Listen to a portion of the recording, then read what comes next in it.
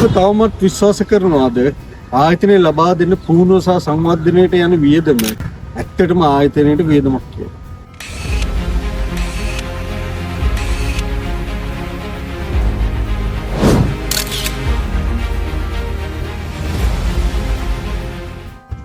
ඉතින් ඔබ සම්බන්ධ වෙලා තියෙන්නේ Next Gen Talent නාලිකාව සමගයි. මගේ නම වරුණ ප්‍රකාශ්. අද අපි බලමු මේ පුහුණුව සහ සංවර්ධනය කියන්නේ මොකක්ද? මේක මානව සම්පත් ශ්‍රේෂ්ඨයට කොහොමද හිතාමත් වැදගත් වෙන්නේ කියලා.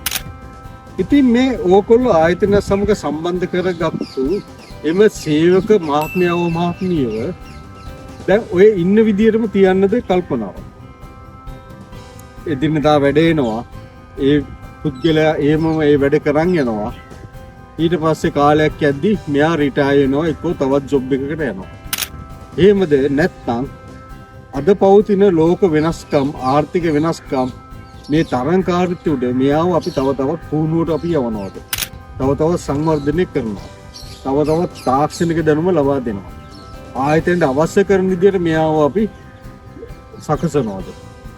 ඉතින් මේ සම්බන්ධයෙන් තමයි පුහුණුව සහ සංවර්ධනය කියන මාතෘකාව යටතේ සිද්ධ කරන්නේ. මේක ඉතාමත් ලොකු මාතෘකාවක්. මානව සම්පත් කළමනාකරණ ශාස්ත්‍රයේ ඉතාමත් වැදගත් තියරිස්, තව ඉතාමත් වැදගත් වුණු ලොජික්, විශාල වුණු තියරිස් ප්‍රමාණයක් මේ සම්බන්ධයෙන් තියෙනවා. මම ඉතාමත් පොඩින් කියත් එන්නම්. මේ ට්‍රේනින් කියන්නේ ෂෝට් ටර්ම්, පොඩි කාලයකට. අපේ ඩෙවලොප්මන්ට් කියන්නේ අපි තවත් එක්කෙනෙකුට දෙන ලොන්ග් ටර්ම් එක.